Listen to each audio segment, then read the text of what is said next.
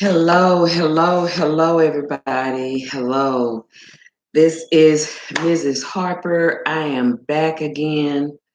The resolution on this screen is really, really bright. So let me see if I can do something with that. Turn this desk lamp off. I guess not. I guess it's about as good as it's going to get.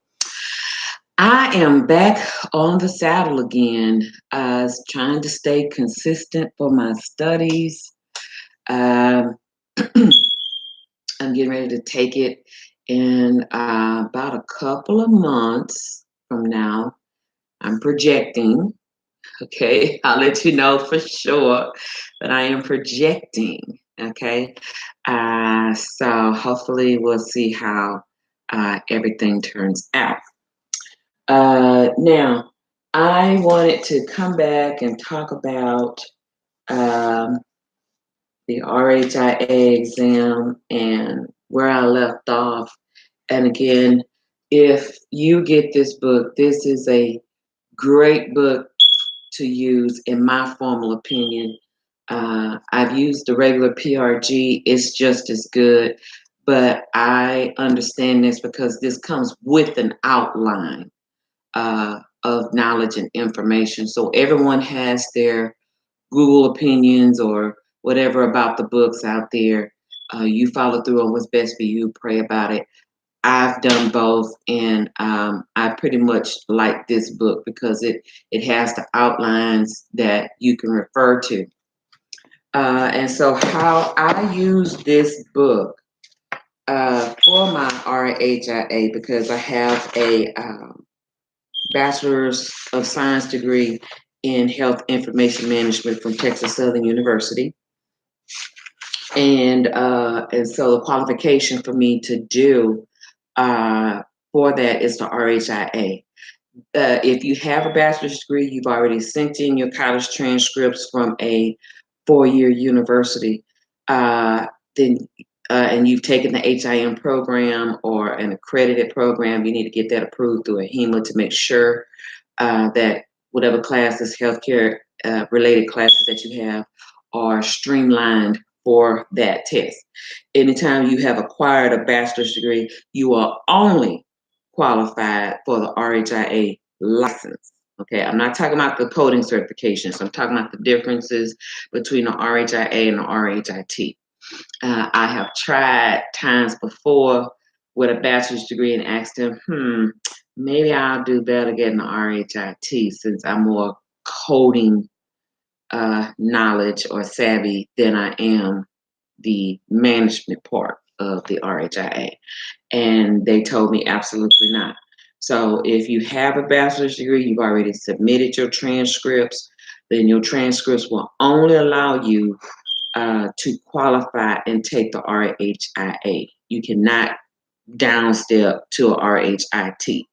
The same thing for the RHIT. If you have an associate's degree in health information technology, it would only allow you and qualify you for the RHIT. You cannot challenge and step two steps up to the RHIA. They would not do that. That's why they hold your transcripts on file at a HEMA. And every time that you pay, be it whatever, how many ever times retakes that you do, they ask of you, they keep track of your transcript, and you can only qualify with whatever degree you hold.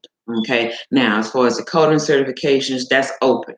You don't have to necessarily you don't have to have a degree for your coding certifications. That much I do know. I can't speak for the information privacy and all like that, or other stuff. I only can speak for the CCS and all like that. I don't have a CCS, but I only know from teaching, coding, and reading the information. You need a valid work experience, and you need a letter of recommendation if you're kind of new to the field, maybe under 2 or 5 years, to speak for you, and you qualify for the test. So you don't have to necessarily have a degree to be a certified professional coder or a certified coding specialist or any of those coding type certificates. Okay, I'm hoping I'm making sense to you. Again, please refer to a HEMA and ask them more specific questions towards that, because I don't want to lead anybody wrong. I just know what I know for the RHIA and for the RHIT for sure. Okay. All right. So I'm getting back on the saddle again. This time being more consistent. I've had the past 3 months of my life has really been consuming. And so I'm back at it. And first of all, I want to thank my husband, Pastor Bobby, for really staying on me to be consistent and to get up, because once you're off the saddle and you've been off the saddle for a while, it's hard to get back into the game of things. So he's praying for me, he's protecting me, and he's covering me in prayer to stay consistent in my studies. So I appreciate his moral, spiritual support. It means a lot to me when you have someone in your corner who's trying to help you achieve a dream and a goal. And I don't take that lightly. And I pray that others that have people that are undergirding them in prayer and undergirding them in mentorship don't take it lightly, because not everybody has a mentor in their life. I can say truly, I've had some folks, and that mentor me and helped me as I went on my way. And it's been a long journey, education-wise and career-wise. But God, beyond my family and everybody, has been my truest mentor. And because of that, that's why I don't mind advising or helping someone else as best as I can, because I try to give what wasn't naturally all the time or perfectly given to me. And I try to let people know I'll give to you as much as I can pour out. It's up to you that you receive it, that you come get it. I don't chase folks for it. I don't choke it down your throat. I'm not going to do it. You have to ask me. It's very simple and that easy. And then I'll arrange a time, because I do have a busy work life as a professor between 2 colleges, and as a wife and in the ministry with my husband as well. So I'm very busy. So, but I will make time and I will schedule a time for us to talk. But you have to get in touch with me. And I've given my information once before. So let me give it to you again. Email is always best for me. And here's my information. That's my cell phone number to text me. And again, put RHIA, RHIT, CCS help in the subject heading when you email me, and I will gladly get back in touch with you. My students know my work email addresses, and so I'm not putting that up there on the screen.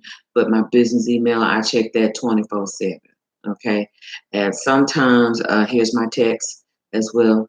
I try not to text or email back late in the midnight hour, because some people have their phones on and I don't like to disturb people. And now that I have a new and fancy phone, which I'm grateful for, because I'm kind of stubborn to changing phones. I'm not a phone fashionista. I'm not a vehicle fashionista. I do like nice vehicles, but once I buy one, I keep it till it can't ride no more. I had a Mustang like that. I kept it for 12 years, and it had 700,000 miles on it. And I broke that Mustang down real good. So I'm not a phone or a car fashionista. Once I get a car, baby, it's kept. What else is that? So, but my students know, and I do give them acknowledgments that if I do get back in touch with you, text or email, and I don't care if it's 2, 3 in the morning, know that that is me. Don't get offended, because again, my life is busy, and that's the best time for me to have some mental space, some quiet space to read and hear what you're saying through email, and I could properly respond. Okay, because I'm very thorough when I'm reading emails and texts. I'm very thorough, so I kind of like to get a feel for who I'm talking to and your personality through your writing or your text, because not everybody is as mean-spirited or hearted when they're trying to write or text. Especially if I get to know you, then I know who you are, what you're trying to say to me. Okay, so I don't take offense, or I try not to. I'm not perfect. I'm human, but I will repeat so you can be clear with me and we're on the same page. That I do like. I like to make sure we're on the same page of understanding. It's a horrible thing when you assume or you talk, but yet there's still no understanding. Then I have to kind of handle you a little different and appropriately to guard my heart with all diligence and to guard your heart with all diligence. How about that? Okay. All right. So getting back to that, let's look and see what was the last day, because usually I Jesus will write the last date of study. And so let me go through here. Let me tell you what I had been studying and my first date of study, so you can get an idea what this journey has been for me. And maybe others of you out there can attest to that journey.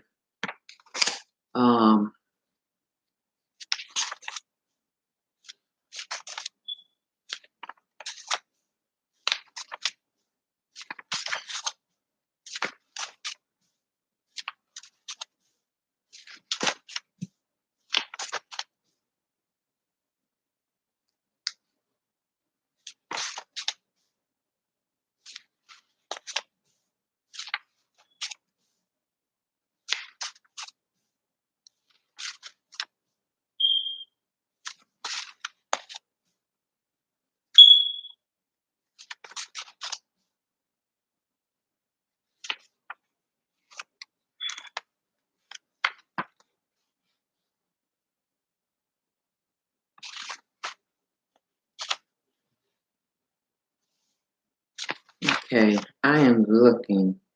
I have wrote all kind of notes, page numbers. I'm going to keep forward and then I'll come backwards. I could say that I studied mostly since January this year. I do have a date here, March 12th at 11:15 a.m. to 4:15 p.m. That was the proudest day of my life because I stayed consistently studying all day. And then, let's see here, some notes. So I know I started in January.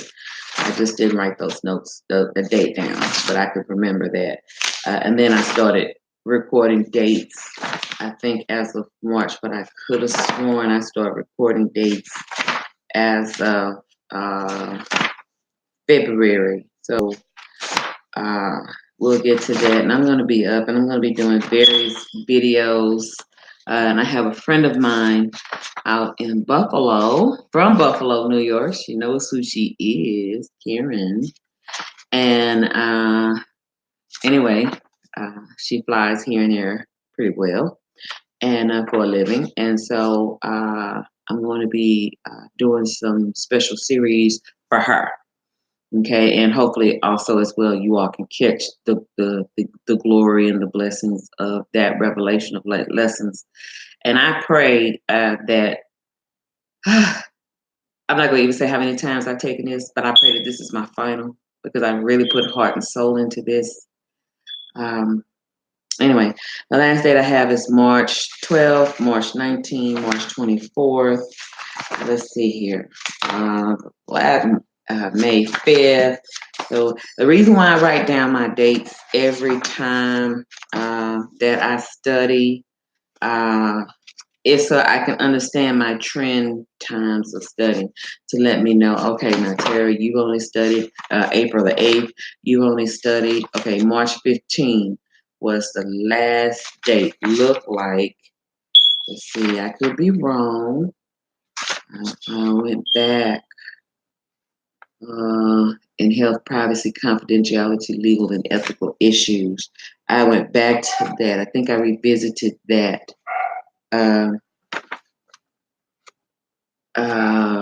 June 18. Why I revisited that, I don't know. But I went backwards. Okay, May. Quality management, blah, blah, blah, blah, blah, blah, blah, blah, blah.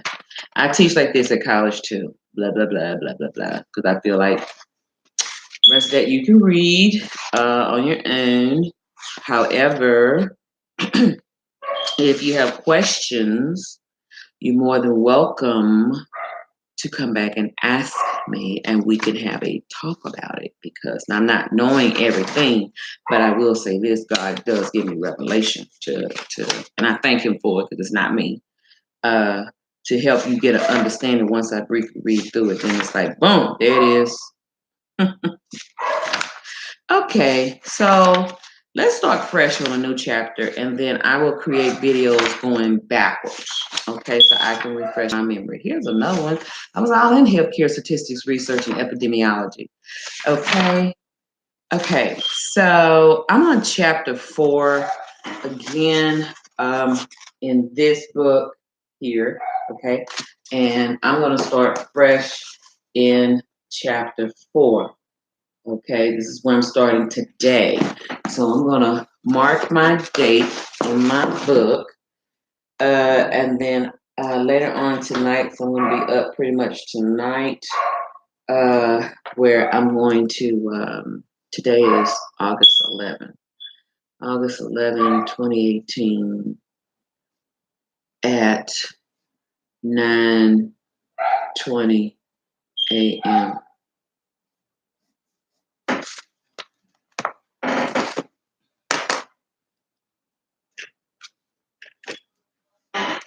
Okay. Mm.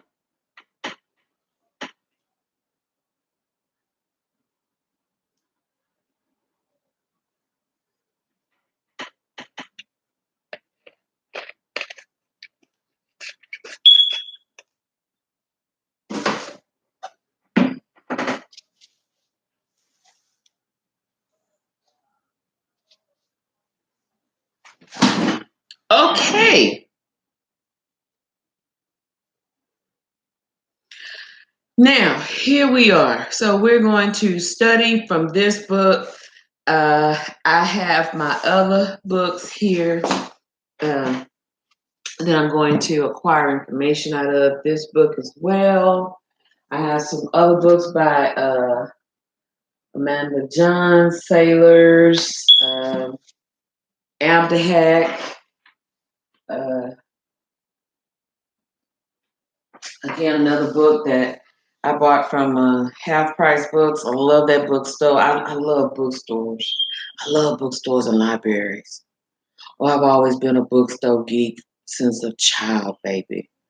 When my father was going through with cancer, and my mother and my sister was at home on weekends to help watching my dad from me watching him all week, I would go to Barnes and Noble, and I would find a good Terry McMillan or some sort of book relative like that, and I would literally sit on the floor against the wall and read, and sometimes I'll read myself to sleep.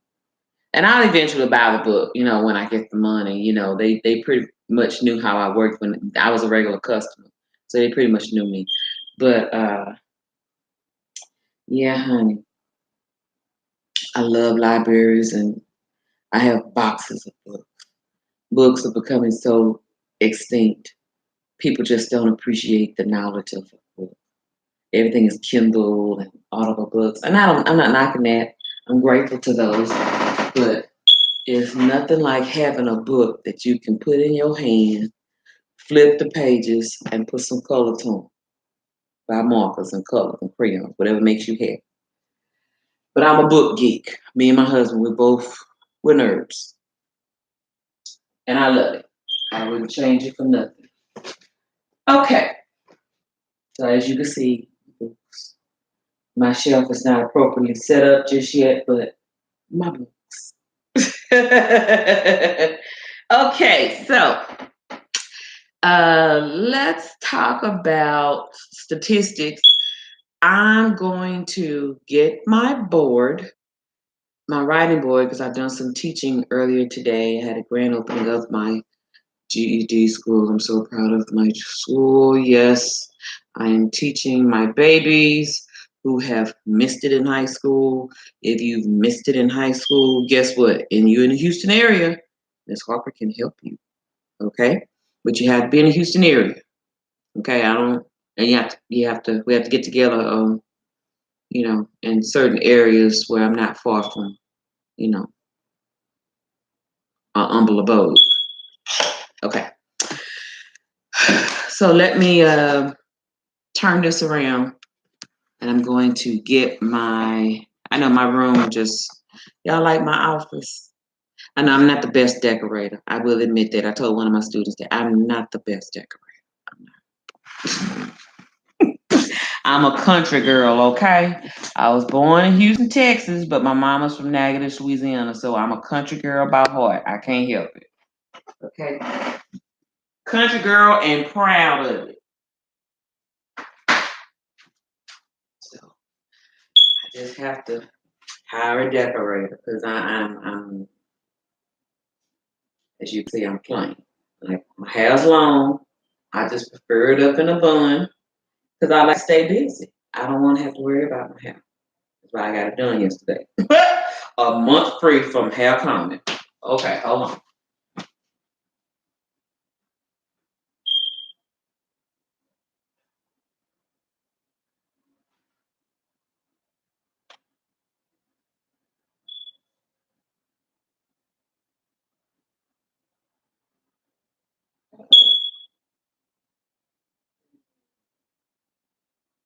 Oh, isn't that cute? Okay, hold on. Show you a good picture of this.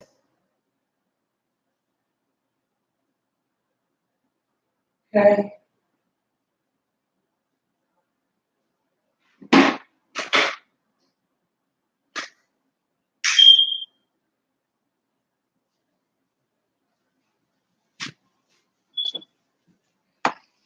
Okay, so I'm going to rearrange my desk back over here.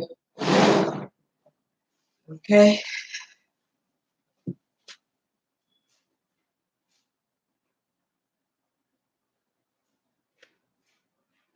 I'm going to bring this right back in here.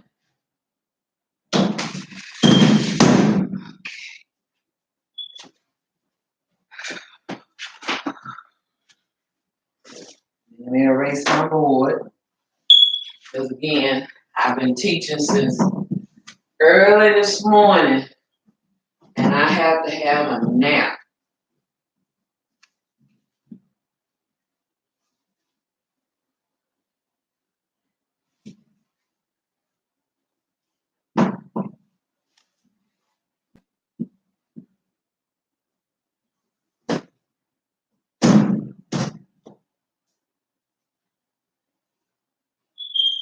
Okay.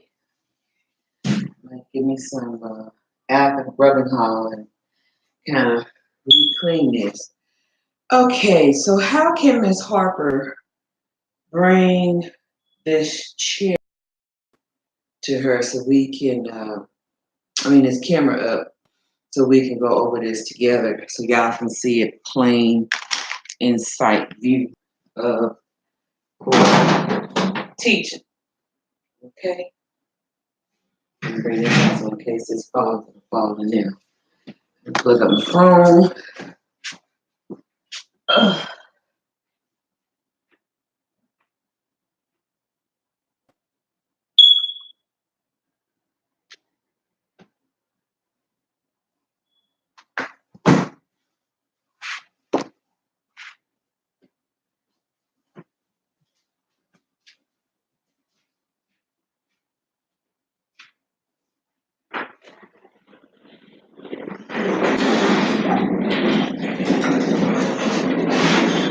Okay.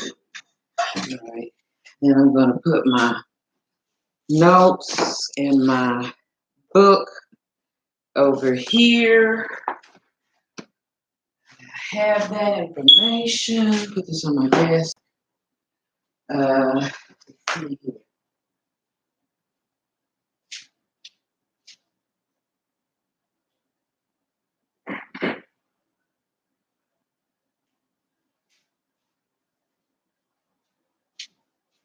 Okay, hold on. Let me use this disc.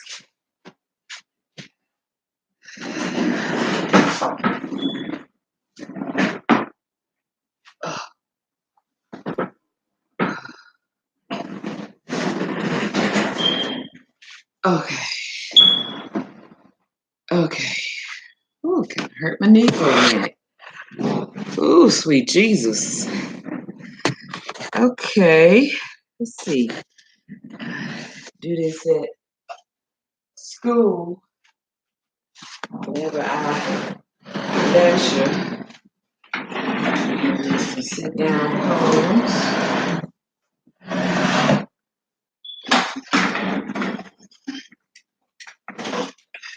Okay.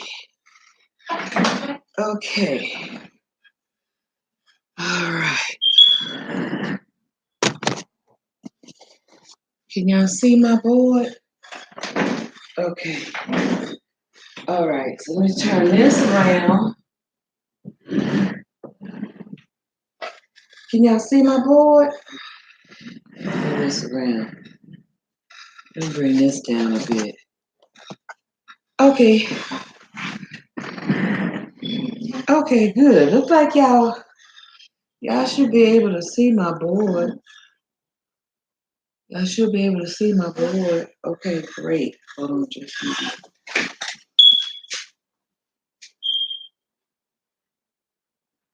Okay.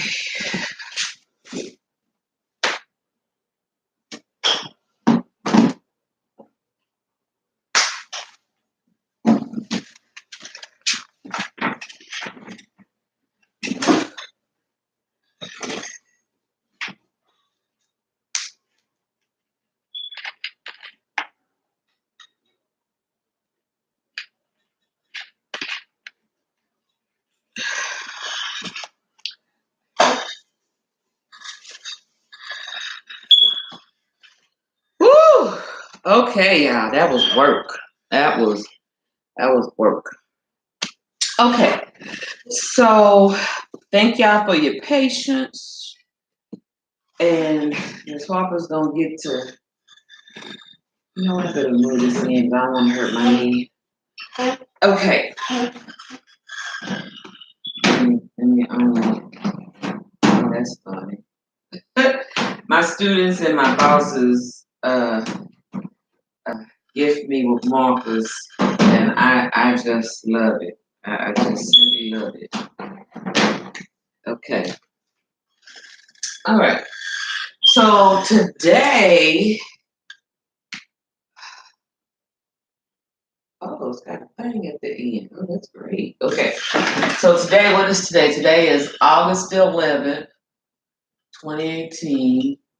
It's about 9 o'clock hour p.m. Central Standard Time, because I'm in Houston, okay? So I don't know where you live at, but this is where I am. I'm in Houston. And we're talking from Dr. Carla Tyson Howard book, okay? And it's for the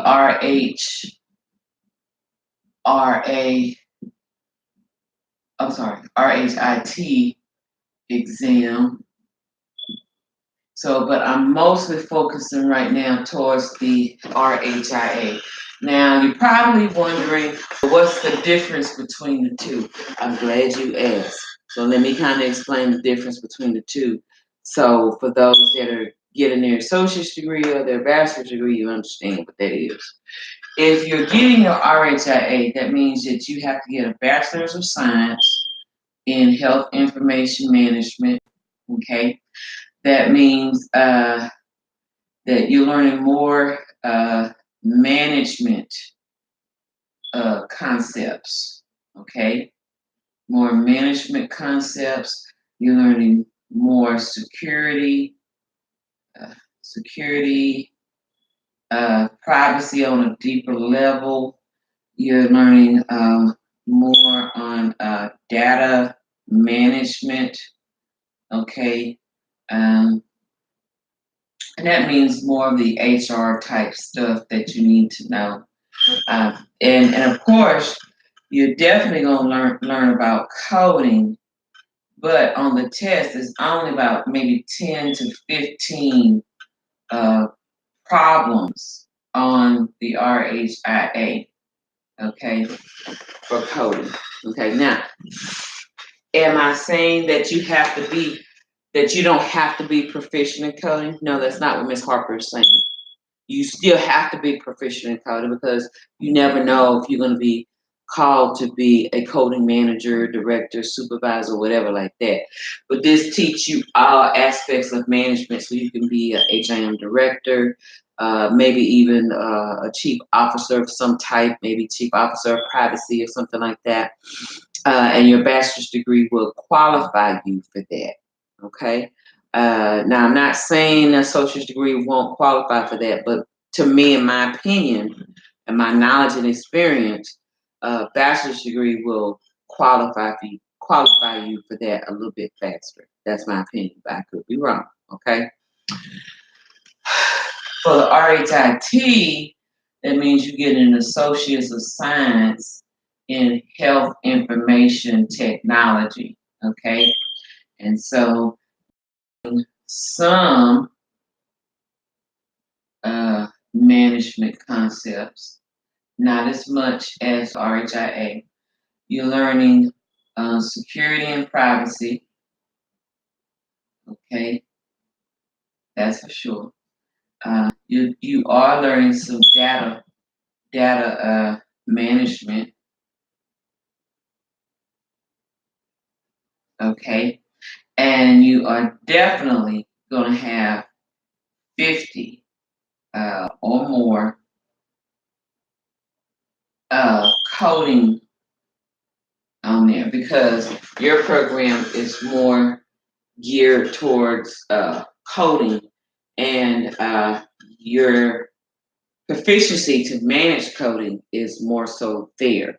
Not saying RHIA is not, we are there, but for the RHIT, your proficiency for coding and management and being a coder is there, okay, more so. But they're equally the same. It's just this is more concentrated for the HIT license than it is for the HIA. Okay, so I hope that explained things for you and help you get an understanding on that. Okay, so now I'm going to erase this. I don't know why I had to talk about that, but I just had to kind of go there a minute. I'm one of those process teachers. This is really cute, but this is not enough for me. I'm gonna have to get this. I'm one of those process teachers where I like to explain why, and I like to make sure that you understand why. Because a lot of times when we leave a classroom or we leave a teacher, we go home and we think the day over and we're like, I should have asked this, what about that? And yeah, good. It's good to always think your day over as you sleep, so you can wake up refreshed the next day to know what you want to know next day. Okay.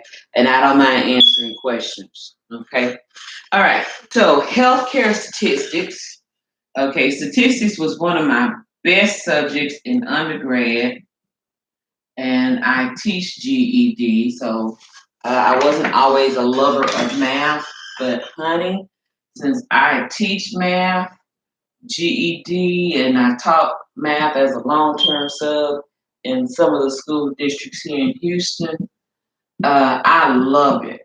I love it. And sometimes you just have to have the right teacher to teach you. Okay. So, and I am a research person. I love research. There was a time in my life I wanted to be an epidemiologist. I just know I wanted to be a physician. And I just knew in my life that the sky's the limit for me to get certification and this and that. And I just love school. I've always been a master of school. I love school. I will always love school to the day I die. That's church school, university school. I'm just a life learner. I stay open to learn as a teacher, as a professor, but at the same time, I stay open to teach. So I love acquiring information and I love sharing information. Okay, and making sure that you leave with confidence that you know what you know. Okay, all right. So let's talk about statistics. Okay, so we're going to talk about it out of chapter 4, out of Dr. Carla Tyson's book. Hi, Dr. Tyson. We teach at the same college, but not per se exactly in the same exact department. I'm more under continuing education for medical billing and coding. She's under the credited side for the associate's degree. However, we're kind of in the same house. Okay, so how you doing, Dr. Tyson? All right. So the definition of uh, statistics, the overall science of extracting information from a set of data. Okay, so I like to get a pen, a highlighter. Let me get my highlighters.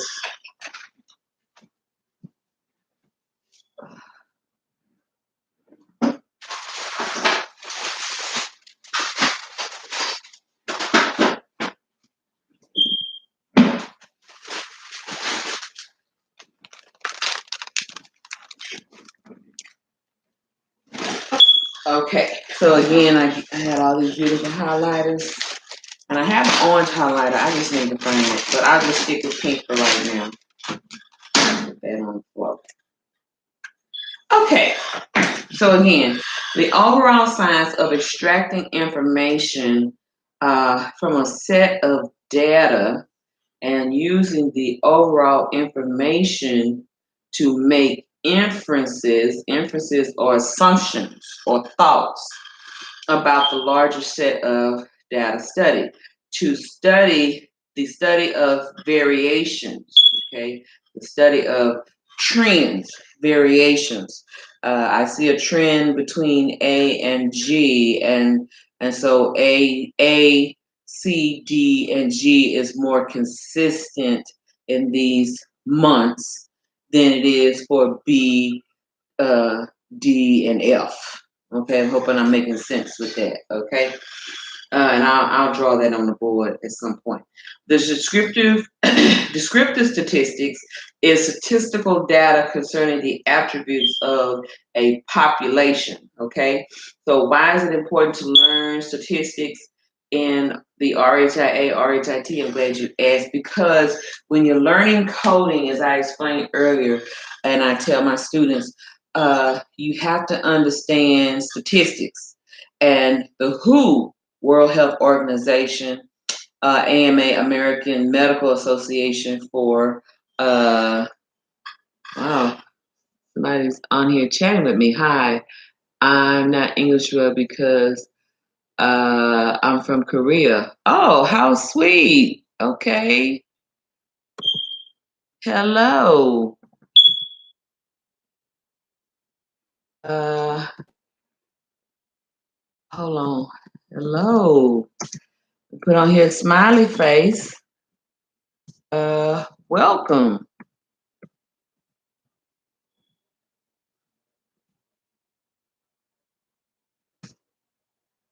Okay, welcome. Okay, I wasn't expecting anybody to pay attention to me, especially this time of night. I was not expecting that. Okay, somebody from Korea talking to me. Oh, bless God. Hey, Korea, what's up? Hey, Korean barbecue. Hey. You too.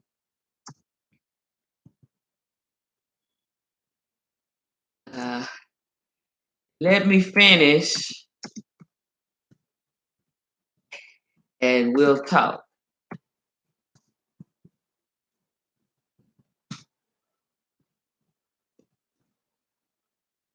We'll talk. And put on here a smiley face so they don't get offended with me, because that's a different culture.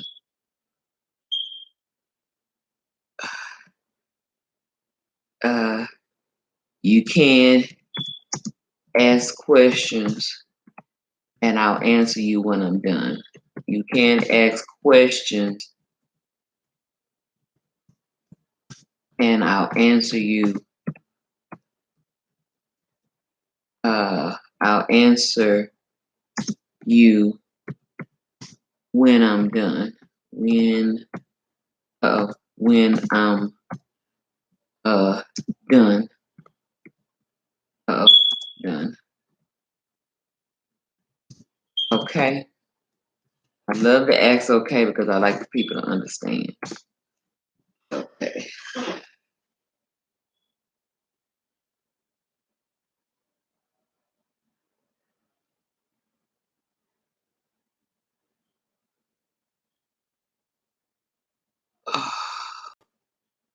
Okay, bless your heart. So we'll talk later.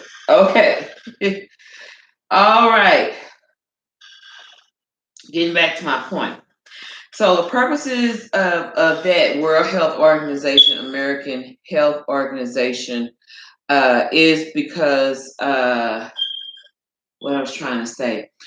When you have certain parameters on different parts of the world, okay, so we'll talk about as far as like let's just say the United States. Let's suppose that there is a rubella outbreak, okay?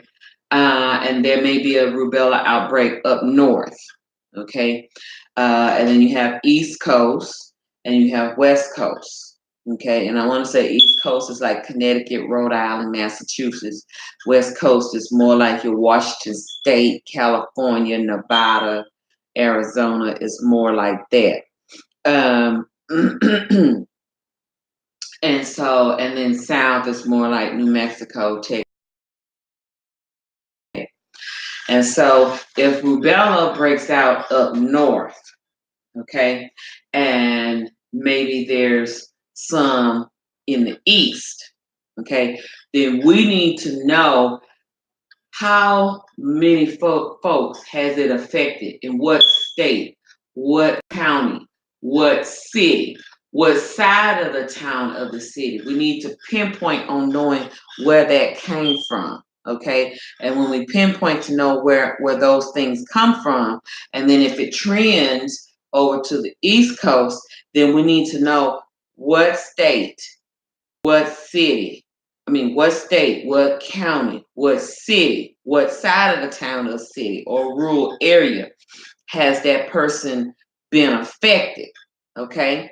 And then we have to understand how did it travel from north to east coast and what states did it affect and how it affected and what age group and what race of people and what economic standing of people has that affected, okay?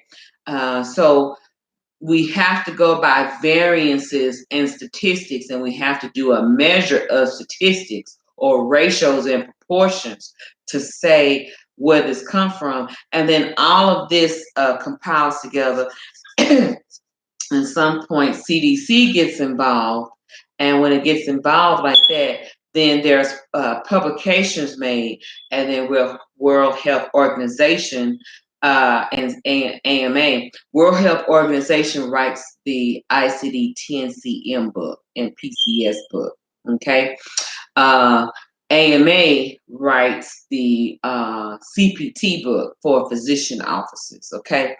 And so when they do those things, then they have to update the books every November. So come October 31st, come Halloween night, all those who do trick or treat and whatever else, Hallelujah night and Holy Ghost night and whatever night you want to call that for yourself.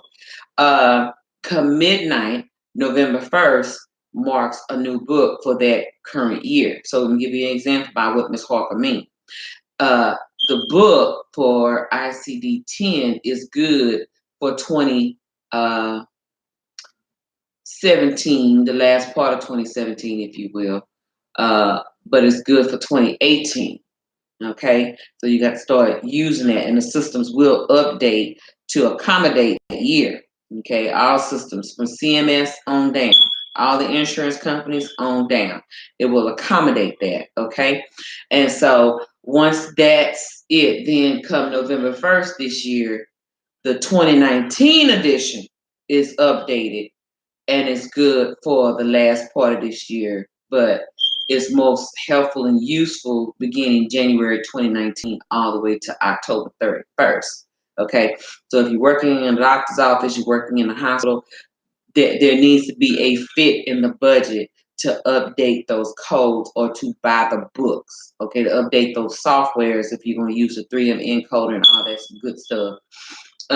You need to make sure all that is updated, because if not, your claims will get rejected, or some, or not all, but maybe some of your claims will get rejected for those particular diagnosis codes or procedure codes that have been updated or changed, okay? Now, I had my students from times past, bless their hearts, and I love them to life, where they contacted me and they say, Miss Harper, my claims got rejected. Miss Harper, why?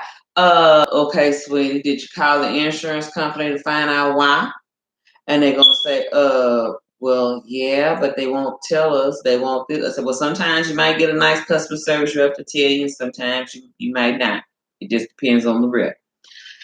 But I tell them, okay, well, what books are you using? They tell me, okay, what year are your books? Oh, so you still using a former year version and you're not using the new year or current year version, because it's well over November 1st. So you need to tell your physician that he needs to buy you some books. Okay?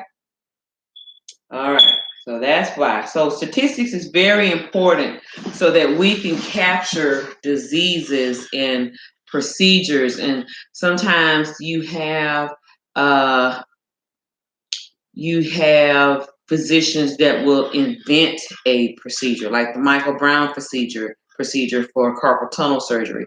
I've had carpal tunnel surgery with my right hand back in 2007, and it wasn't done by Dr. Michael Brown. It was done by a colleague of his, but he used his procedure, and I can very proudly say I don't have any carpal tunnel issues with my right hand anymore. I feel it sometimes with my left hand, but I know the surgeon that did my hand surgery back in 2007. So if I have to, he'll be doing this one if I have to at some point. But my point is, whenever a physician invents a certain procedure that they're doing that's faster, that's more efficient, that has a better recovery time. This had a wonderful recovery time of 2 weeks. As you can see, I have no stitches. I did not have any hard openings or hard times for it to recover. It was done right in the line of my wrist. So you really can't tell I had surgery at all. You really, really can't, unless you look really good. And so you have some doctors that discover diseases that no other physician has discovered or may have discovered, and then they may have discovered some other derivatives of that disease or that ailment. And so what they have to do is update that. Just like any other invention, you got to go through a patent. You got to go through all your trademarks and stuff like that. And they do have that at the Rice University Library and different foundations, part of Rice University Biomedical Sciences. You have to check the libraries and all like that. And then you got to place your name as far as that inventor of that procedure or that discovery physician for that particular disease, updated since the last physician may have done it or ever discovered it, okay? So you can get the credit, and that physician prior to you gets the credit, okay? Or else there'll be lawsuits involved and nobody wants to be sued because you didn't do your homework researching, okay? Or you didn't pay somebody, a lawyer, if you will, patent lawyer, to do that for you, okay? So make sure any inventions that's done, make sure any discoveries that done, that you go through the Foundry Library here in Houston, Rice University, and do your homework, okay? So someone that will come down the road talking about, I did this.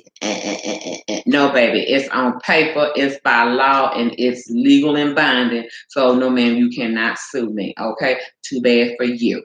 Okay, see you in court. All right.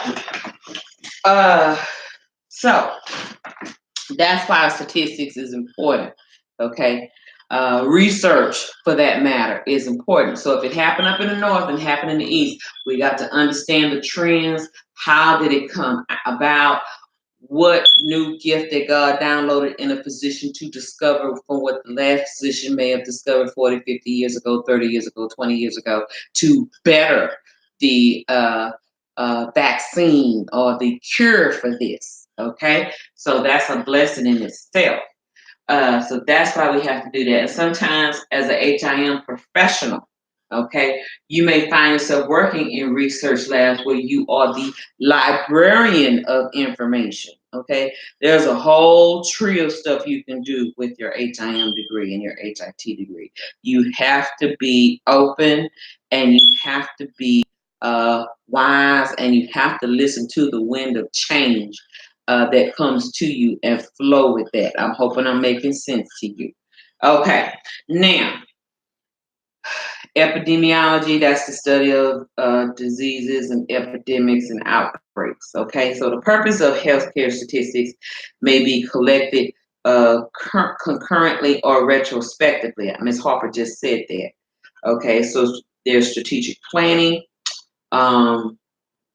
You have to compare the past, current performance indicators. Ms. Harper just said that. You have to do it for accreditation compliance. Ms. Harper just said that. So what about that? Healthcare agencies. Ms. Harper just talked about the WHO Foundation, the ICD, the International Classification of Diseases, and you have to also give credit to the National Vital Statistics Systems, who's responsible for official vital statistics of the United States. Now, you also, there's other agencies involved, such as the National Center for Health Statistics. And these are federal governmental agencies that you can apply for jobs. So if you choose to, when you look up this book and look at these agencies, Google and see what kind of jobs are out there. But not only for HIM degree people or HIT degree people, but for healthcare administrators and so on. If your degrees are healthcare related, you never know what doors are open for you to work for the government, baby. It's always a job. It's a process to get on. It is a process to get on. But I hear it's great. Once you get on, it's on like popcorn. Okay. All right. Facilities that maintain health statistics. You have acute care facilities. Acute care facilities is another fancy name for inpatient or regular hospitals that admit people, that keep people for 1 or 2, 3, 4, 5 days a week and so on. Long-term care facilities, home health care, ambulatory care, veterinary care, hospice, psychiatric institutions, insurance companies, other facilities that provide health care. Okay. The Uniform Hospital Data Discharge Data Set, which is the core data on Medicare and Medicaid hospital discharges. Okay. The UHDDS are the ones that deal with that and how the UB04 is formed. Okay. And I think I said this to my students once before in lecture. The CMS is the father of that. Then you have the Healthcare Financing Administration, which is HCFA, that wrote the CMS 1500. And they also had a hand in the RBBS. So it has a trickle down effect of hierarchy of how things go. And then they write the formulas of how the CPT codes are formulated to know how much it is per procedure code or CPT code. Okay.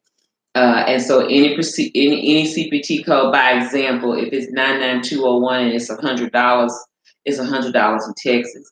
It's $100 in Montana. It's $100 in Connecticut and Rhode Island. It's $100 in Washington State, California, Nevada. It's $100 in Indiana, in the Midwestern states, Mid-Atlantic states. Okay, so it's Puerto Rico and the Virgin Islands, the 52 United States, the extra 2 states that we have acquired with the United States. It's all the same, baby. So any doctor that charged for 99201, that's what you're going to get. That's your RBBS charge. Okay, I'm hoping I'm making sense to you. So anywhere in the 52 United States, baby, it's all the same. It's no upcoding, no downcoding, no none of that. It is what it is, deemed by law out of CMS, Centers for Medicare and Medicaid Services. I hope I'm making sense to you. Okay. All right. Now you have the uniform ambulatory care sets, so on and so on. So Ms. Harper is going to kind of jump through some stuff because I'm not going to be boring with this. You have vital statistics. Vital statistics deal with births, birth certificates, death certificates, adoptions, marriages, divorces. Okay. You do have certificates. You do have the analysis of hospital services such as basic healthcare terms, inpatient discharge analysis, gains and losses, assigning patients to a service or unit. So I'm just only reading the top subjects of the outline. I would greatly admonish you to read your outlines, when you get this book in thoroughness. So, and then do your questions. You can just skim through it. So normally for me, how I do it is that I read through my outlines, I familiarize my eyeballs and my mind with what I'm reading. And once I read through all of this, because I become familiar with where I got that information. So as you can see, as of May 5th, I have bring it up closer. I've answered a lot of these questions. I put the date and the time of when I started answering all that information. And to me, I tell my students all the time, when you write with your hand, I don't care if it's right hand or left hand, your hand and your arm is connected to your brain. You remember better that way. Now, I remember better that way, and I'm also a lecturer. So I have to lecture to myself. So as I'm lecturing to you, I'm really lecturing to myself. So I kind of learn that way. It's just strange, but it works better for me that way. Okay, so I'm just going through here now on page 151, letter G. It has hospital performance indicators for commonly computed healthcare rates and percentages. And you have a lot of your formulas on page 52 here. You need to be familiar with the formulas. On the test for the RHIA and the RHIT, they will have the formulas there for you to use because you're not going to memorize every single formula. And that's with any math test. They're going to have the formulas available. You just need to know what to do with them. That's the key. That's the key. You need to know what to do with the formulas, okay, and how to plug in what you need to plug in to get the answer. Okay, you can't guess. You got to know what you know. Okay. All right. The average length of stay, the statistics of average loss between discharges and ages. You have to know your different charts. Okay, it's real important. So you have histogram charts. This is an example of a bar graph on page 153. Know your charts and what they're used for, because not every chart is used for everything. You have different charts for different things. Okay, you have an example of a histogram that tells the number of discharges by age groups. You have an example of a line graph that tells the number of discharges by quarter of the year. You have the percentages of admissions according to race. How many folks that Asian, Black, Hispanic, white, and that's used by a pie chart. You have a cause and effect diagram, and the cause and effect diagram, it basically tells where the system failed, where the problem began, what was the root cause of the problem, how can we solve the problem, okay? And that's good for like office management where you're creating Gantt charts to see whose responsibility is it as you go down the hierarchy of responsibility on a Gantt chart. I hope I'm making sense explaining that to you, but I'll explain it better the next time. I'm just roughing it right now, but I know it. Then you have cause and effect, so you need to understand where the problem began, How can we resolve this? Okay. Then you have the Pareto chart, and the Pareto chart gives is cumulative of how many things was liked, was it neutral, was it very good, was it excellent. It gives statistics of of ratings, if you will, the frequency of it, and how it was in percentages. Then you have the scattered diagram, which gives a correlation of loss by hospitals. Okay, so again, you have a correlation, you have a bell curve, you have I see the picture in my head. I just can't get the name right now. But like I said, statistics was my heart and soul. I love statistics. Example of frequency polygon, the loss of patients with ICD-9 codes of ICD-9 code of 250.01. But anybody that's been in coding will tell you the 250 series deal with diabetes, okay? And so you use the frequency polygon to tell what the diabetes was like. The example of the bell-shaped curve, okay, which tells the mode, the median, and the range, the mean, the median, and the mode of that, okay? Then you have the sample correlation coefficient, the sample t-test, you have regression analysis, the ANOVA type chart, you have to know what you're doing with that. We'll talk about that more in depth. The sample level of significance test, and again, you have some more epidemiology type statistics here. And then beginning on page 167, they talk about the different things. Now, one of the things that stands out to me as I go back in looking at this and what Ms. Harper wants to bring out to you is to understand the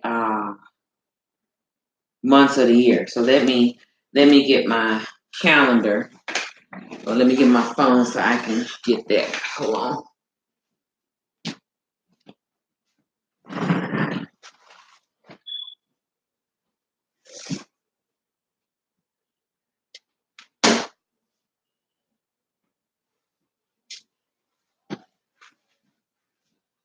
Okay.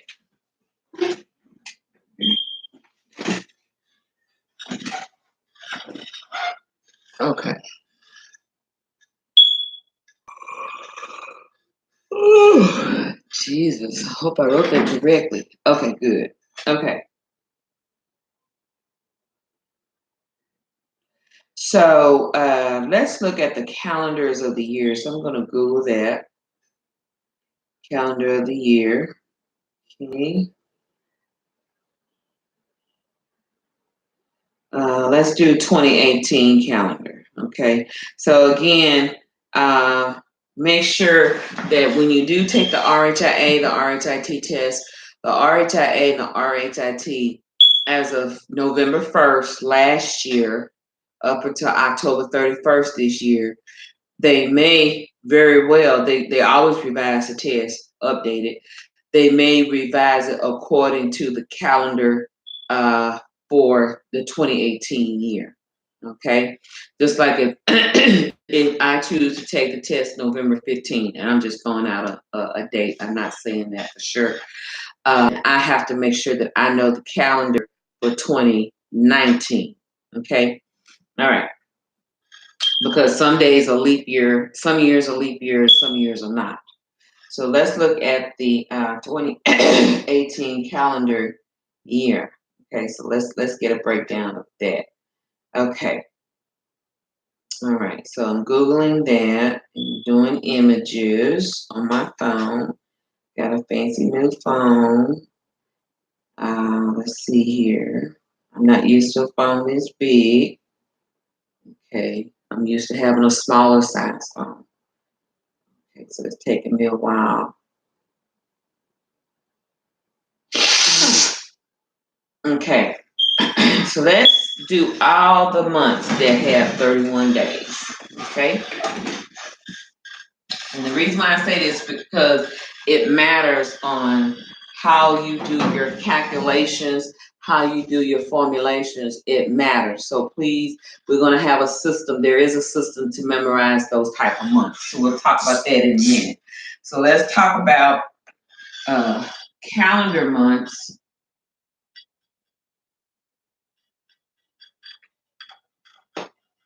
with 31 days. Okay? Calendar months with 31 days. Okay. So you have January,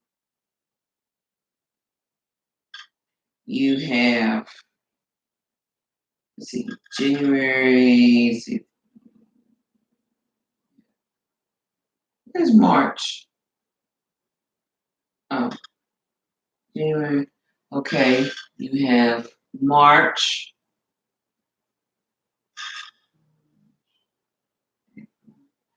May,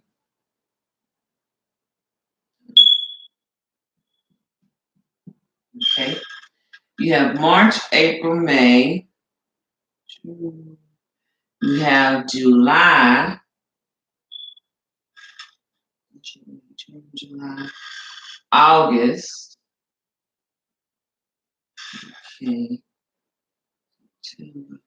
October,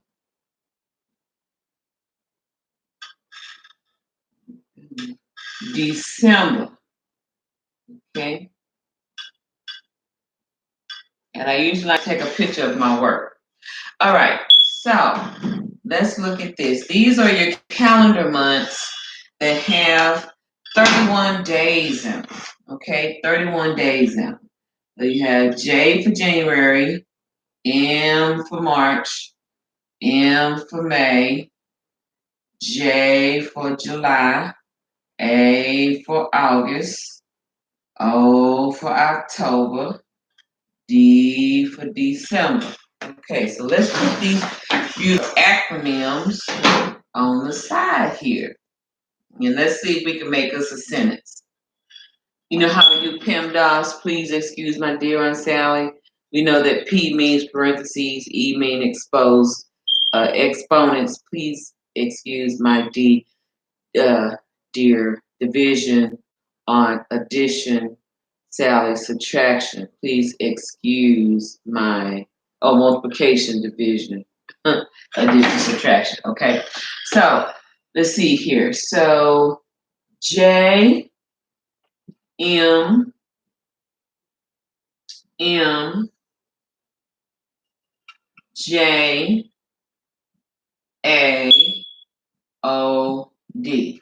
Okay, so we have 7 months out the year that has 31 days. Okay, so you got to remember that.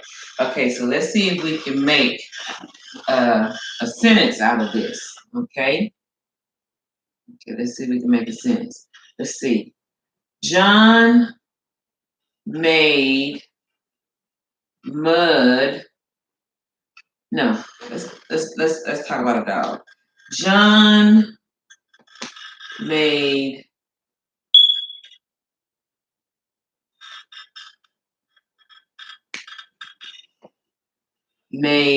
Max jump all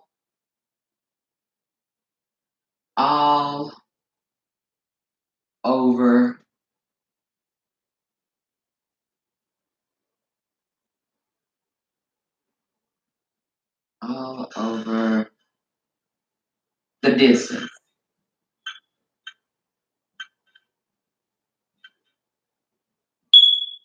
Okay.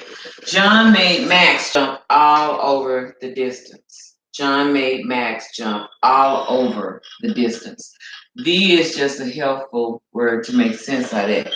John made Max jump all over the distance. So John, J, January, made March, Max, May, jump July, all August, over October, the distance, December. John made Max jump all over the distance. John made Max jump all over the distance. Did you know that John made Max jump all over the distance? So we're talking about the calendar years. There's how many calendars in a year that has 31 days? There's how many? 7 months. There's 7 months that has 31 days in a year. Okay? 7 is the number of completion. Okay? John made Max jump all over the distance. I'm talking about January, March, May, July, August, October, and December. Okay? That's going to help you remember. Okay? That should help you remember. Okay? Great. So what Ms. Harper is going to do, like I always do, I'm going to take a picture of this. And that way I can keep it to myself and talk about it a little bit later. Okay. Okay, fantastic. Okay. All right. And if you want a picture copy of this, let me know and I'll gladly email it to you. All right. So now we're going to erase this. Okay. Just erase it all.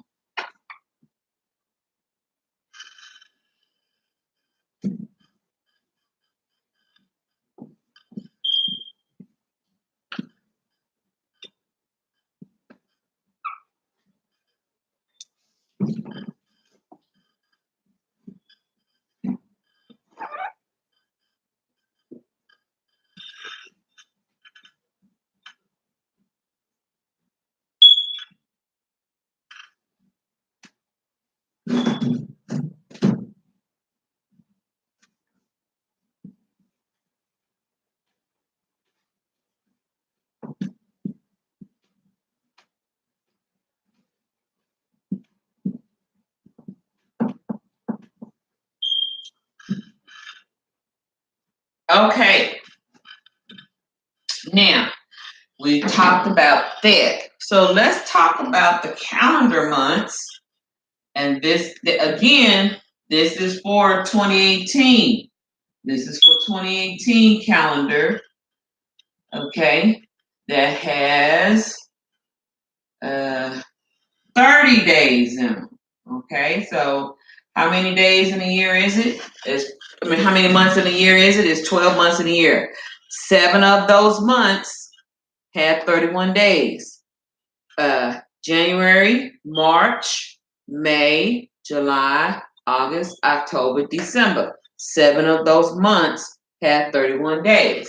How many calendars remaining in the year has 30 days? Let's play with that. Okay, so going back up here, I'm going to look at, okay, so let's do April.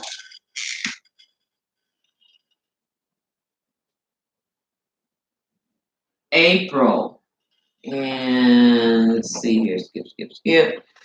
June. Okay. Skip. September. Okay. Skip. November. Okay. And we know for 2018, we have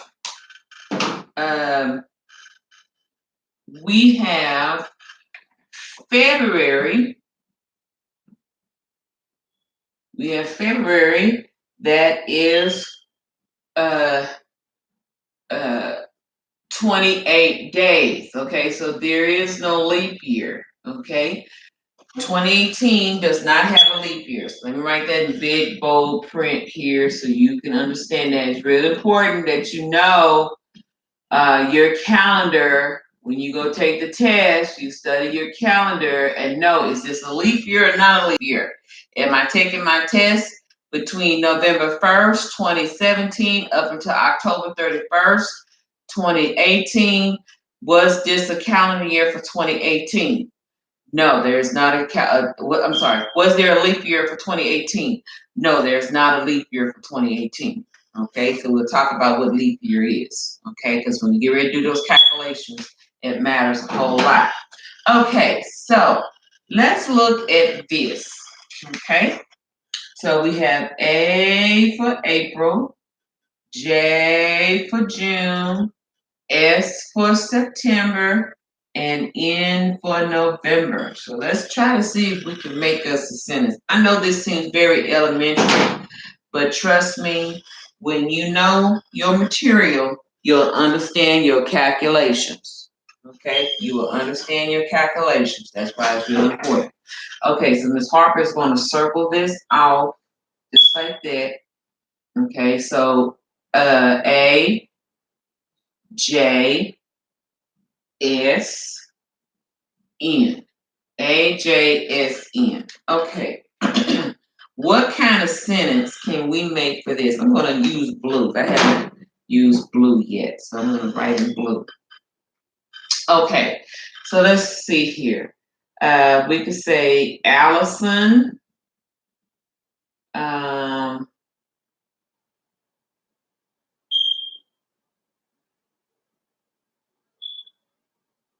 Allison joked about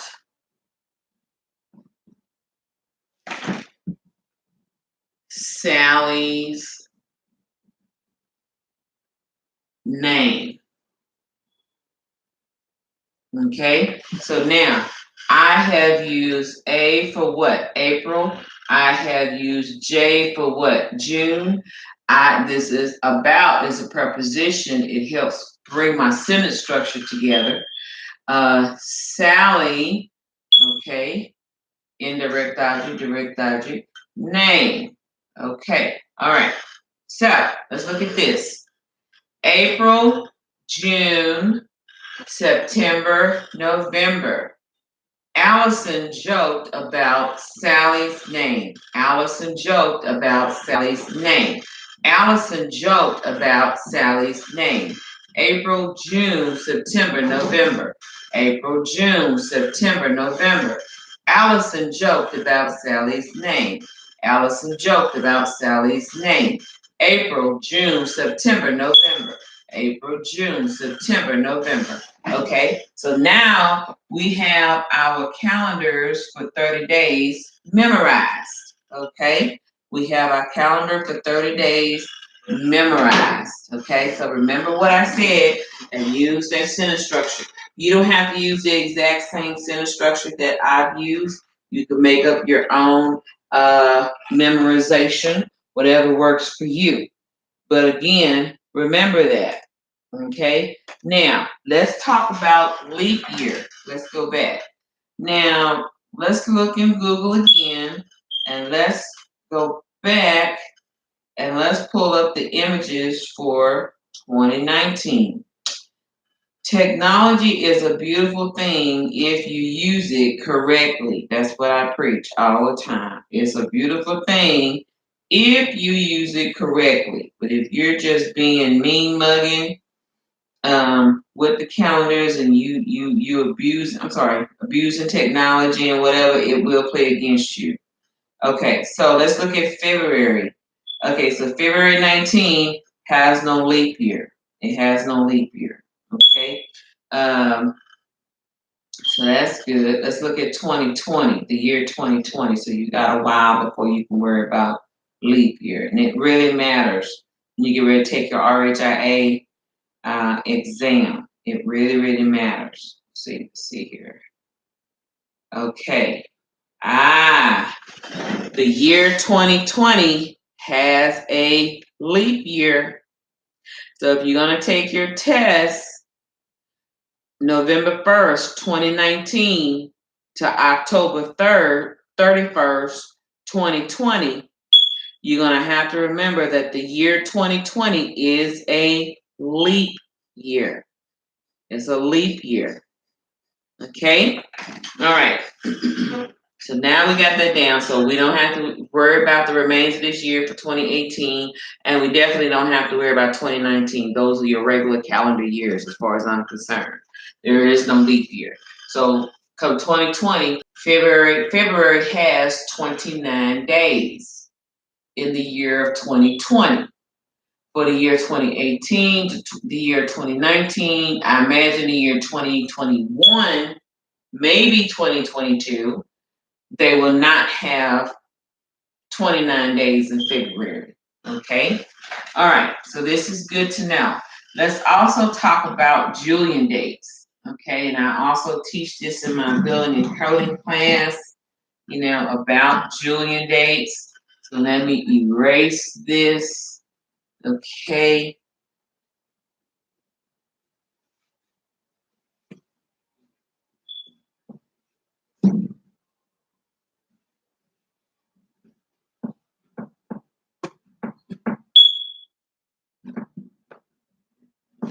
All right. So let's talk about Julian dates. Okay. What are Julian dates and why is it important? I hope I spelled it right. Why is it important in my field? I'm glad you asked. It's important to understand the claim number, okay, the claim number on EOBs. We know EOBs mean explanation of benefits. It's also good to understand for filing purposes.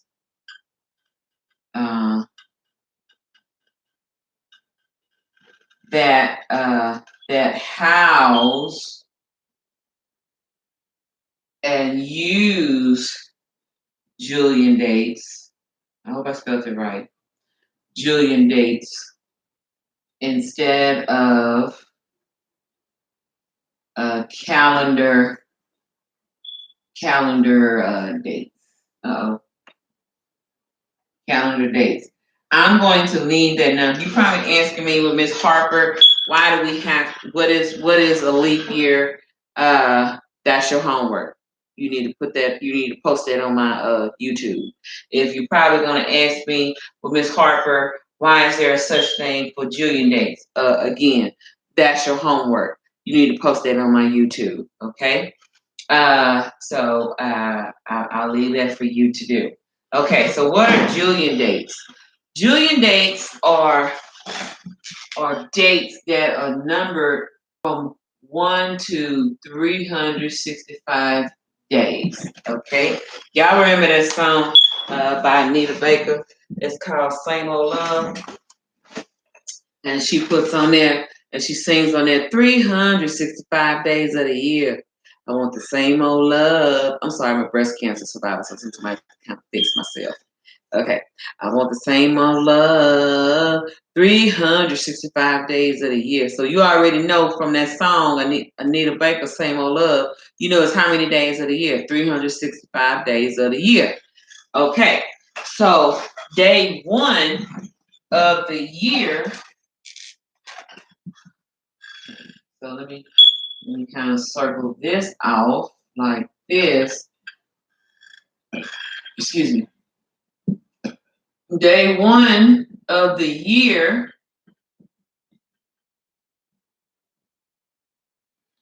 is January 1st, 2018. If you're speaking of 2018. Okay, so let's talk about, let's say day 15. What is day 15? Day 15 is January 15th, 2018. Well, let's find out what is day 35. Okay. What is day 35 of the calendar year 2016? Now, I'm going over fundamentals of this because it's real important that you know for your RHIA exam what all this means and how you should be thinking. Okay? Day 35, date for 2018 calendar year is, and then I'm going to see what day that is. Okay. Right.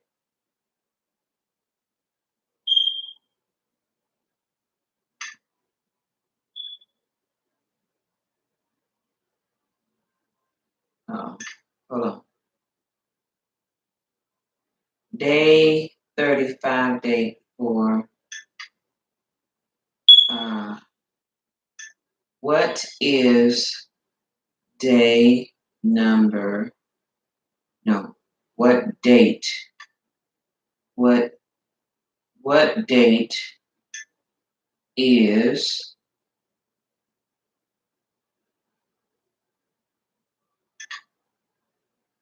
35th day? Put it on all. Okay.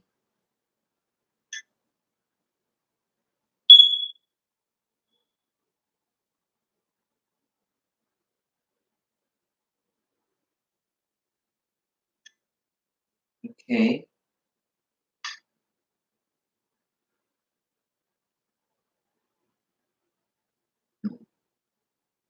That help.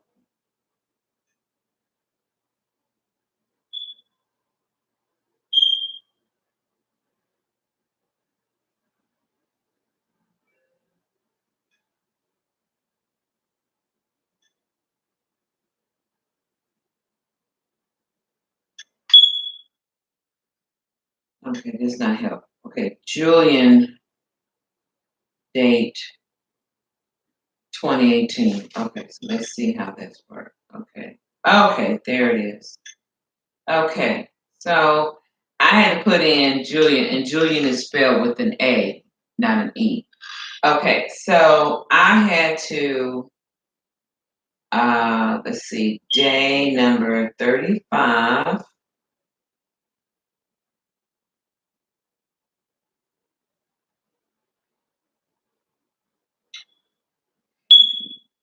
$30, and then 5.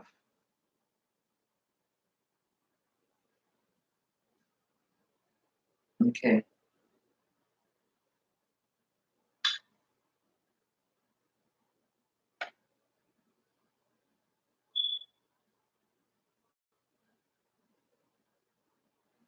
Okay.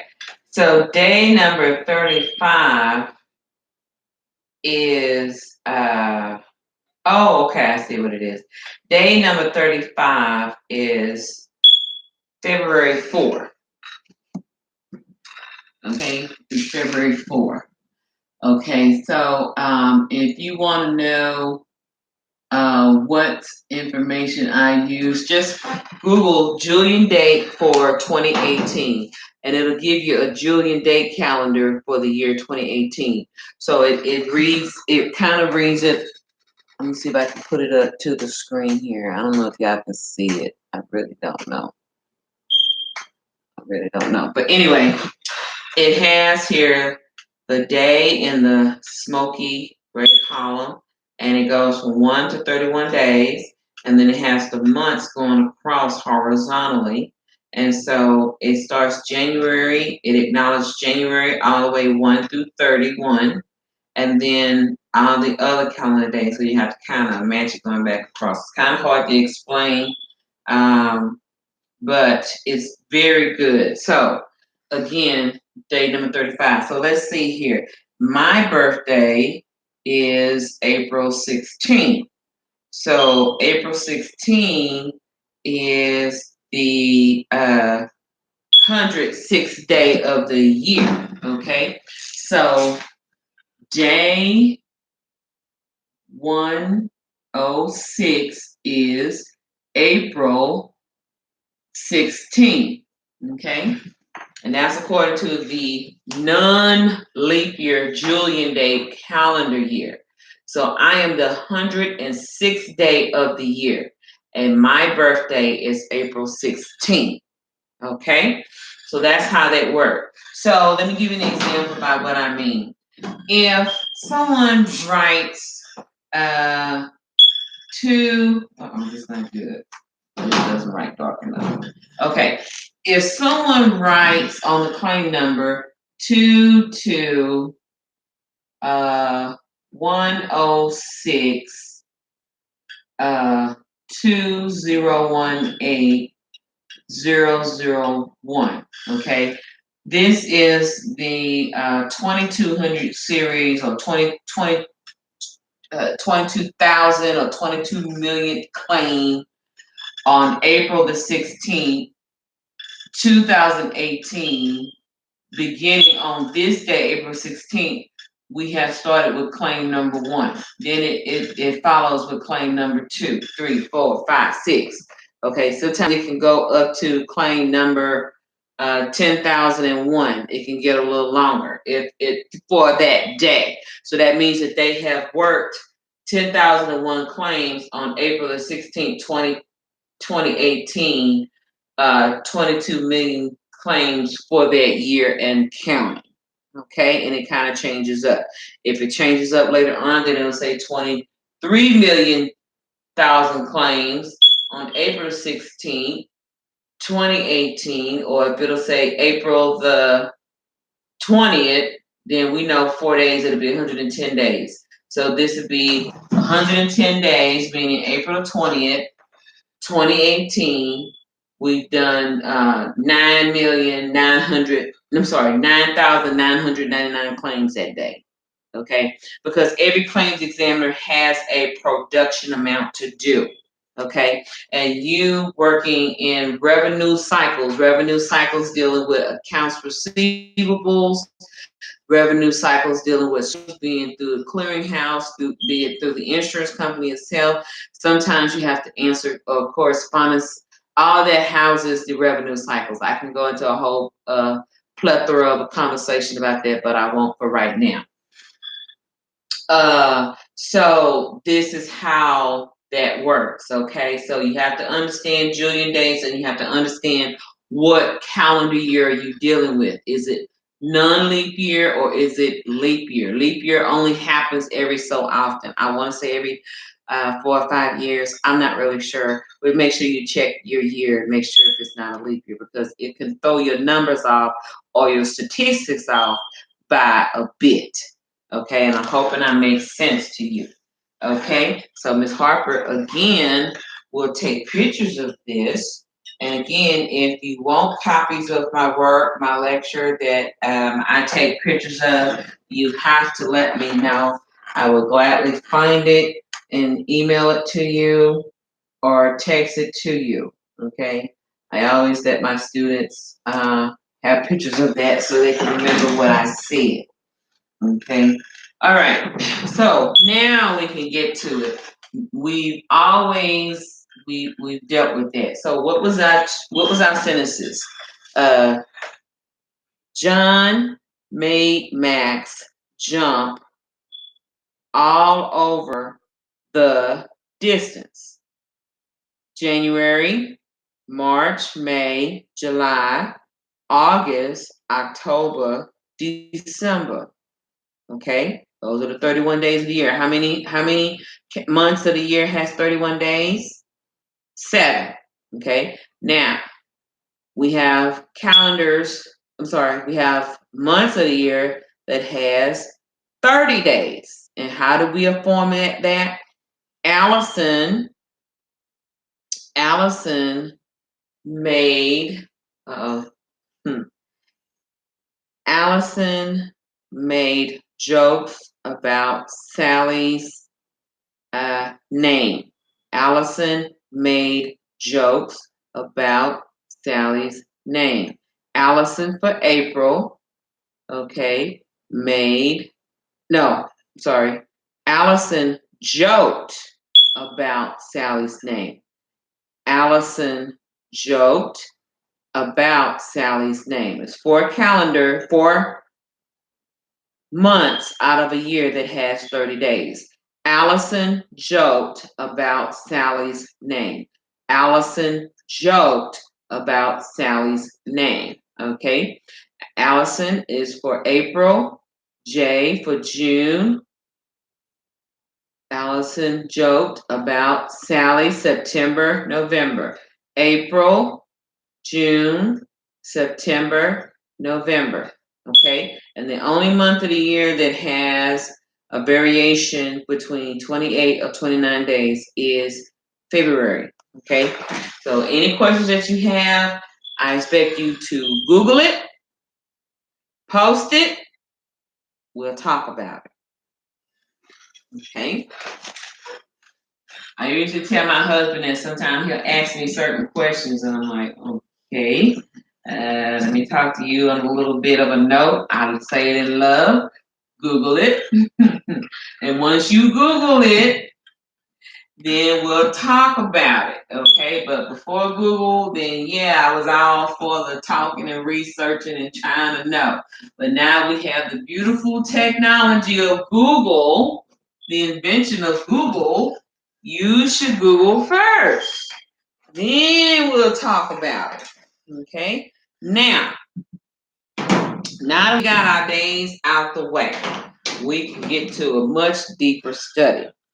Hospital performance indicator formulas for commonly computed healthcare rate percentages. So here we have average daily consensus for hospital performance and average length of stay. So let's go ahead. I'm going to do this. I've been lecturing now for an hour and 36 minutes. So I'm going to do this one formula. I'm going to take a break, take a nap, eat a little bit. I am a little hungry. And then I'll come back to the tube a little later. Okay? Can't tell you when. Gotta take a nap. Okay? All right, because my speech get mixed up and I start saying crazy stuff. Not crazy stuff, but words don't come out correctly because my tongue is dry and I'm tired. All right, so let's talk about hospital performance. Hospital performance. Okay, and you can write this on your index card, hospital performance and its formulas. Okay, all right. So let's look at formula number one.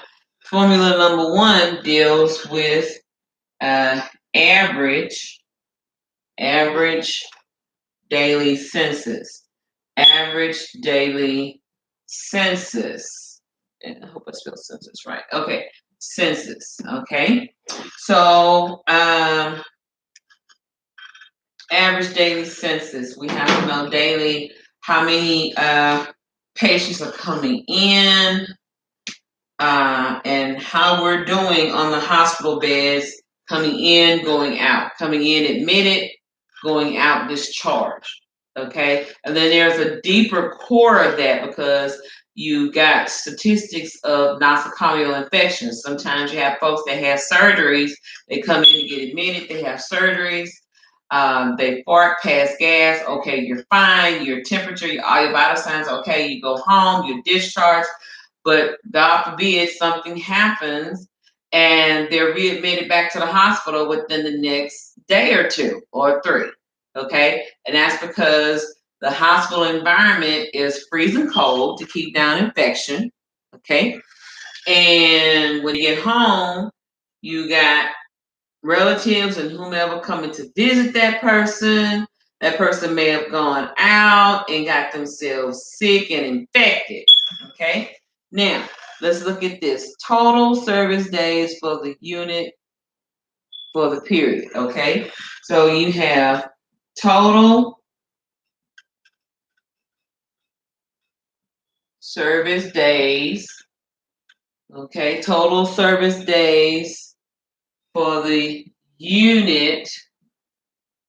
Yeah, unit for the period. Unit for the period. Okay, unit for the period. Okay. Now, what is the operative word? Total. Total what? Service days. Unit. Okay. Unit, but we're not going to get that lost in here. Now, we do this.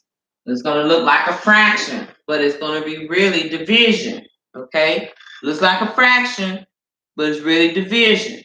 Okay? If you understand the foundations of fractions, you'll understand what? Multiplications and what? Division. Remember, well, I said it to my other students this morning. I say it again when I teach GED. Math is learned in layers. It's learned in layers. Okay? When you understand foundations, you understand problem solving. When you understand the problem solving, you understand fractions. When you understand fractions, you're going to understand integer rules. When you understand integer rules, you're going to understand PEMDAS. When you understand PEMDAS, you're going to understand how to do pre-algebra. When you understand pre-algebra, you're going to understand how to do algebra. When you understand how to do pre-algebra, you'll understand how to do algebra 1 and geometry. Math is learned in layers, just like reading. Reading is learned in layers. You learn your alphabets, you learn your sounds, you learn your sight words, you learn your rhymes, all those things, and then you put them all together and you learn how to what? Read. Okay? All right. So this is total, this chart from this markers coming into me. Okay, total number of days in a period. Okay, total is the operative word again. Number of days. Total number of days. Okay, so you have total service days, units for the period, over total number of days in a period. Service days, number of days. Service days, number of days. Okay, so let's look at an example of one. Hopefully it'll have an example in here. If not, then we'll come back and visit it. Okay, so it doesn't have an example of one. It just gives a formula. Okay. The PRG book is good about giving examples of that, and I may have to pull that off the shelf. Yeah, my PRG book, I don't know if that's there on that shelf. It may be downstairs in my closet. I have to go get it. Okay.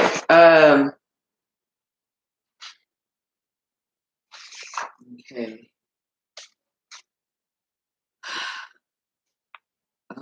Okay. You know what? Healthcare statistics, research, epidemiology. Let me look in this book here, in my Abdahat book. For all you Abdahat gurus, let's look in the Abdahat book. Let me see if it's chapter 4 in here. Healthcare statistics. Where is healthcare statistics in this chapter here?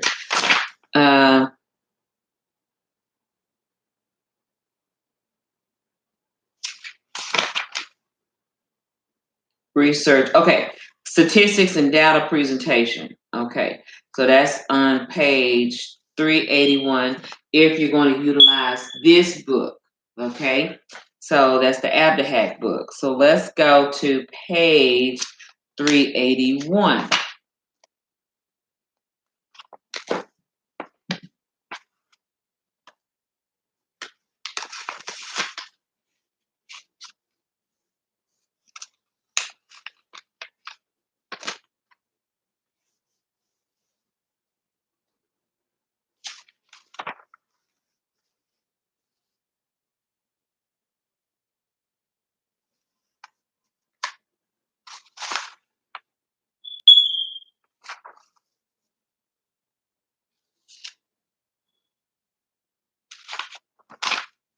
Okay.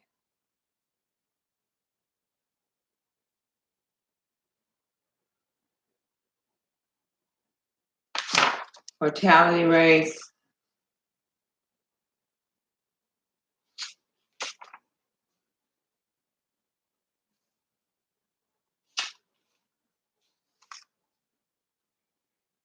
Okay, morbidity anywhere in the healthcare facility.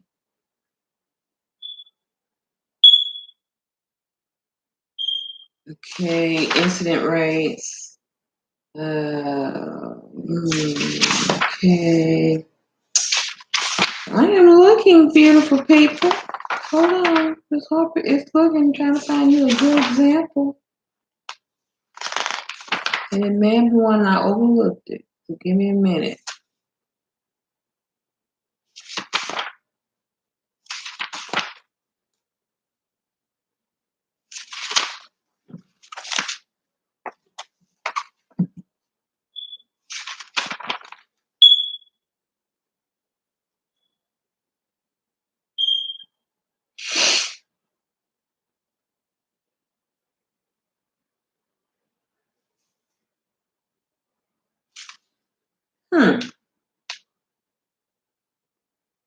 Hospital performance formulas. Well, where is that? Okay, so the total number of days, we just have to come back to that. It gives, it's not giving me what I'm looking for.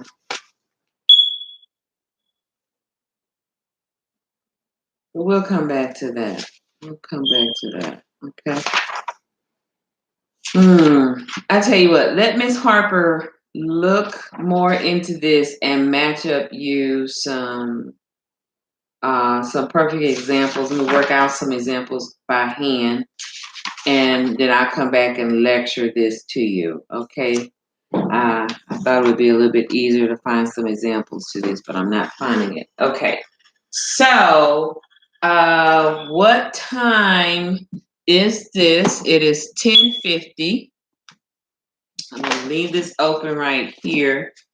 Put this back over here, just like that. Where's my pen? Didn't I have a pen? Oh, yeah, I got a pen over here. Oh, I should have reviewed that. Okay, now I got that too. Okay. So, let's come back. I'm going to write in here so that Miss Harper can come back and break it all down. I'm going to put it on some index cards. Although I love statistics, but this is something I have to really teach myself. So I'm going to put it right here. I'm going to circle that. I'm going to put today's date, which is still 2018. I'm looking at 11 and 12. That's why my mind going there. At 10:50 p.m. And I'll be back. Okay. So thus far, we've had a pretty good study session tonight. We have talked and studied for an hour and 47 minutes. It does take a bit to prime up and to get things going. But once I get things primed up and get it going, then we're able to get it back on again. Okay. All right. I'm tired. I've had a very long day. I'm going to eat a little something and go to bed. Okay. And I will see y'all back later on. You have a wonderful, blessed, and prosperous night. And I will good night for your health information.